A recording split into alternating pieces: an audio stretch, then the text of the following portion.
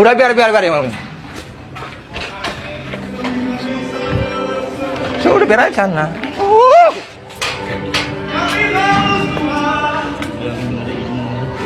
Jagat nol. Buka dulu sekarang.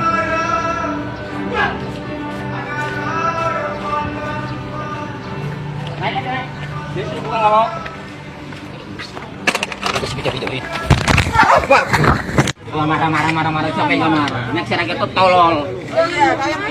Udah berjanji nggak akan menggunakan gunung ini dipakai sama dia. Kan bodoh dia. Udah cepetan. Wah ditutup ini. Udahlah, udah Pak. Kami duluan kok. Tenang aja. Nah, marah-marah. Gak usah marah. Jalan keluarnya bukan marah.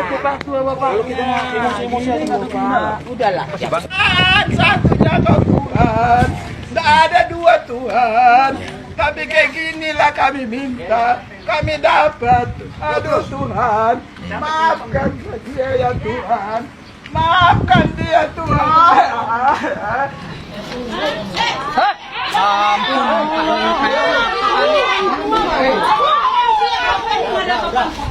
Ini bukan gedung gereja, dipakai gereja. Bodohan Nek Siregar. Lupa. Lo pintar kalau ibadah. Pintar ada sudah perjanjian. Bapak Ibu, Kalau mau tahu, tuh Nek Siregar bodoh. Kecamatan Keberagama, hadir ya Pak ya? Ya. Udah Pak. Dapat keluar. Kita tunggu di sini.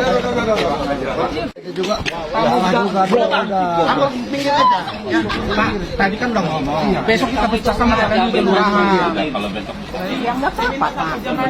lebih parah lagi. Udah nggak ada Menghindari lagi, keributan besok aja kita dulu gitu loh. Selalu begitu omongannya dari dia. Ya memang iya. Kita nggak boleh ibadah. Iya benar.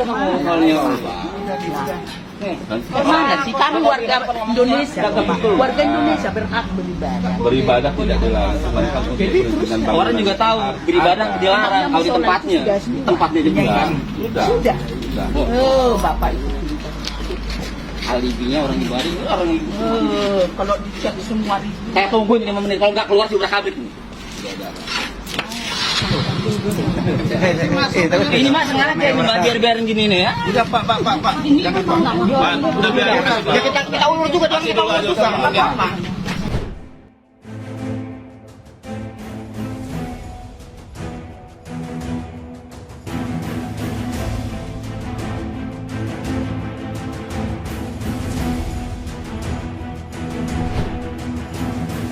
Halo sahabat Indonesia, kita bertemu kembali dalam Opini Rudy hari Senin tanggal 20 Februari 2023. Sahabat Indonesia, baru saja kita melihat video, miris rasanya.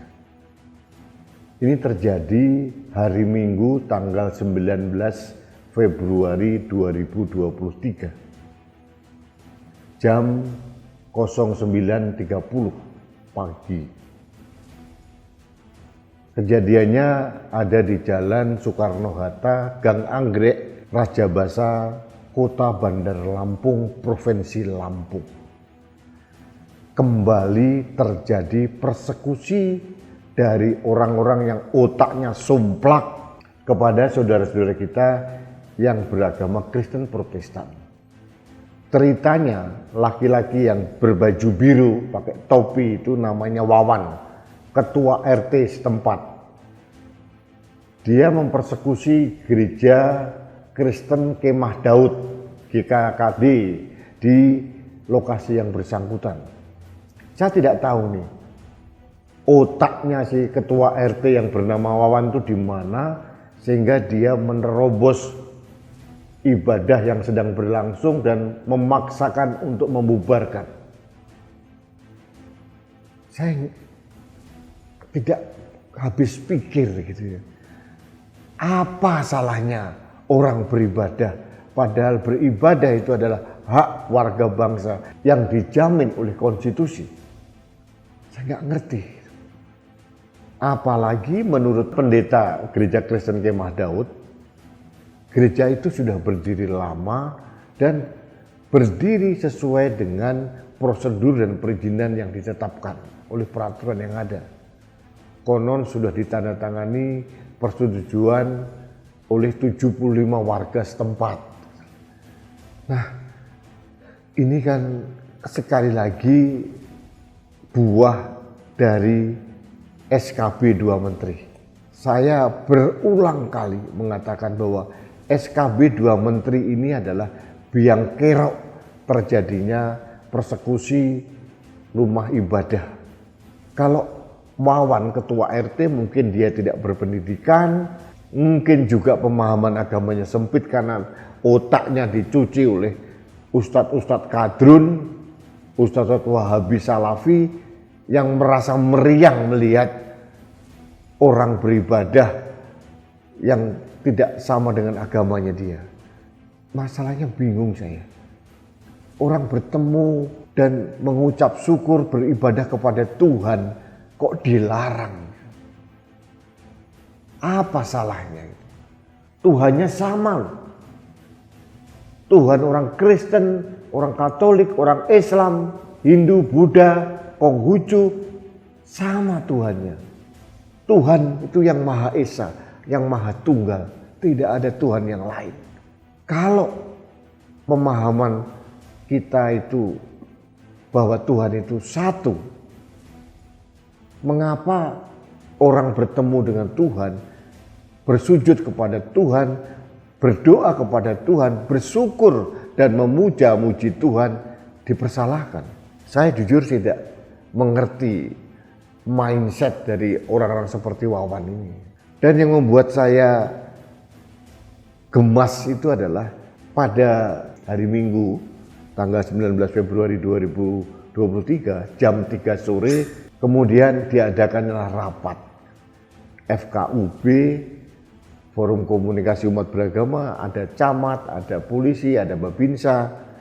Yang membuat saya bingung ini kenapa camat, Babinsa, FKUB tetap mengakomodasi keberatan warga. Harusnya sebagai pemimpin daerah, camat atau mungkin Kapolsek dan Ramil mungkin itu memberikan penyadaran kepada warga untuk menerima rumah ibadah dan membiarkan saudara-saudara kita yang beragama Kristen beribadah sesuai dengan agamanya. Bukan malah memfasilitasi dan seolah-olah mengambil jalan tengah. Jalan tengah seperti apa? Apakah jalan tengahnya gereja tidak boleh beroperasi, harus ditutup begitu? Berarti camat dan ramil, kapolsek tidak mengerti esensi kehidupan berbangsa dan bernegara. Ada konstitusi, itu hukum yang paling tinggi, tertinggi di republik ini. Tidak boleh konstitusi kalah dengan peraturan manapun, undang-undang, peraturan menteri, peraturan presiden, apalagi hanya kesepakatan Forum Komunikasi Umat Beragama. Dan ini tanggal 17 Januari, kira-kira sebulan sebelumnya, presiden sudah wanti-wanti kepada seluruh gubernur, Kapolda, Pangdam, Bupati, Wali Kota, Kapolres, kemudian Dandim, Danrem, untuk memberikan perlindungan kepada warga yang minoritas. Presiden mengatakan tidak boleh konstitusi itu dikalahkan oleh kesepakatan-kesepakatan apapun. Apalagi hanya kesepakatan Forum Komunikasi Umat Beragama. Nah, kembali lagi sahabat Indonesia, kita harus mencari akar permasalahannya di mana.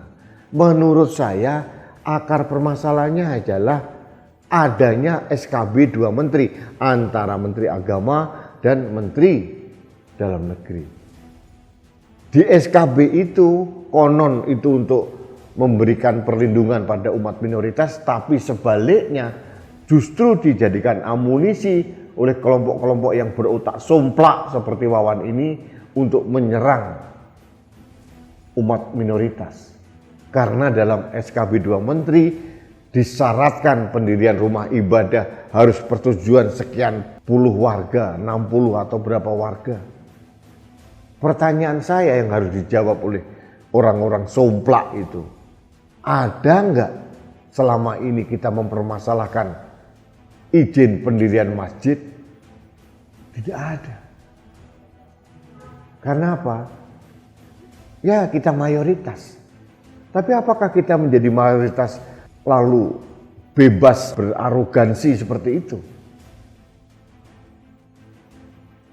Sahabat Indonesia, kalau saya jadi camat, kapolsek atau dan ramil, saya harus mempersangkakan si Wawan ketua RT itu karena telah melecehkan dan menista agama. Wawan ketua RT ini sudah jelas-jelas melanggar konstitusi. Apalagi yang harus ditunggu? Mengapa harus dibuat kesepakatan-kesepakatan baru? Sampai kapan negara ini terus begini? Kalau kita dengar jeritan dari ibu-ibu yang beribadah tadi, miris saya. Mereka itu beribadah menurut agamanya. Kenapa tidak kita biarkan, kita fasilitasi? Padahal saya juga sebagai orang Islam, setiap hari 5 kali azan masjid, kencengnya minta ampun. Tidak pernah diprotes tuh. Masjid-masjid berdekatan tidak ada yang protes tuh. Semua ibadah umat beragama Islam tidak ada yang memprotes. Menggunakan jalan, menutup jalan, pakai speaker keras-keras. Tidak ada yang berani protes. Kenapa kita harus menjadi arogan? Kalau orang kepanasan, kemeriang melihat orang lain memuja Tuhan, orang itu mungkin sudah kemasukan setan. Hanya setan yang tidak suka orang menyembah Tuhan. Sahabat Indonesia, jujur saya hampir putus asa bersuara. Karena hari ini terus berulang dan berulang. Negara seolah tidak hadir untuk melindungi konstitusi. Negara seolah diam saja, hak-hak warga bangsa dipersekusi oleh orang-orang seperti Wawan ini. Sekali lagi sahabat Indonesia, hak beribadah, hak memeluk agama, hak untuk mendirikan rumah ibadah itu dijamin oleh konstitusi kita. Itu adalah hak yang paling mendasar. Kalau kita terus seperti ini terus, sampai kapan negara ini menjadi negara yang maju? Kita terus ribut gaduh, mempersekusi orang-orang yang beribadah. Memalukan. Kelakuan Wawan ini memalukan. Sahabat Indonesia, sekali lagi saya ingin mohon kepada semua pemangku kepentingan dari pusat maupun di daerah sampai di level terkecil di kelurahan, kepala daerah tidak boleh ragu-ragu untuk menegakkan konstitusi. Kalau pembiaran seperti yang dilakukan oleh Wawan ini terus berlangsung dan berlangsung lagi, ini menjadi presiden yang buruk, sangat buruk. Stigma dan framing terhadap negara kita akan semakin terpuruk bahwa negara kita adalah negara yang intoleran. Saya protes. Pada kenyataannya banyak kok orang-orang Islam yang moderat, yang toleran. Seperti ditunjukkan oleh NU misalkan. Sahabat Indonesia, mari kita beribadah menurut agama kita masing-masing tanpa harus mengganggu ibadah orang lain. Bayangkan kalau kita sebagai orang Islam dicegah untuk beribadah. Bayangkan kalau rumah ibadah kita yaitu masjid diminta ditutup misalkan. Sakit kita rasanya. Untuk bertemu dengan Tuhannya, menyembah Tuhannya, memuji Tuhannya, berdoa kepada Tuhannya, kok dilarang. Aduh, gak habis pikir saya. Sahabat Indonesia, ini himbauan saya. Negara harus hadir. Jangan diselesaikan dengan kesepakatan-kesepakatan yang intinya memaksakan kelompok minoritas untuk bersepakat. Seharusnya pengacau ibadah umat beragama, agama apapun, itu harus ditindak tegas. Wawan itu, ketua RT, itu harus ditindak tegas karena dia sudah melanggar semua peraturan yang ada. Jadi kenapa harus dibiarkan? Dan kita harus melawan orang-orang yang bermindset seperti Wawan, yang kemeriang melihat rumah ibadah agama lain, yang panas dingin melihat orang lain beribadah kepada Tuhan. Ini harus kita lawan. Negara ini tidak boleh memberikan kesempatan sedikit pun kepada orang-orang seperti Wawan. Dia adalah biang kerok yang merusak kebinekaan kita. Orang-orang seperti Wawan ini adalah orang yang merusak keberagaman kita. Keberagaman harus kita jaga dalam harmoni yang indah. Jangan sampai dirusak oleh orang-orang seperti Wawan. Saya berharap apa yang saya suarakan didengar oleh Gubernur Lampung, Kapolda Lampung, maupun Bupati di Bandar Lampung atau Wali Kota Bandar Lampung, camat, lurah, ketua RT, ketua RW, jangan menghalang-halangi ibadah orang lain. Karena kalian melanggar Undang-Undang Dasar 1945. Baik sahabat Indonesia, terima kasih Anda telah mengikuti Opini Rudi. Kita bertemu kembali dalam Opini Rudi selanjutnya. Salam satu Indonesia, salam Pancasila. Saya Rudi SK.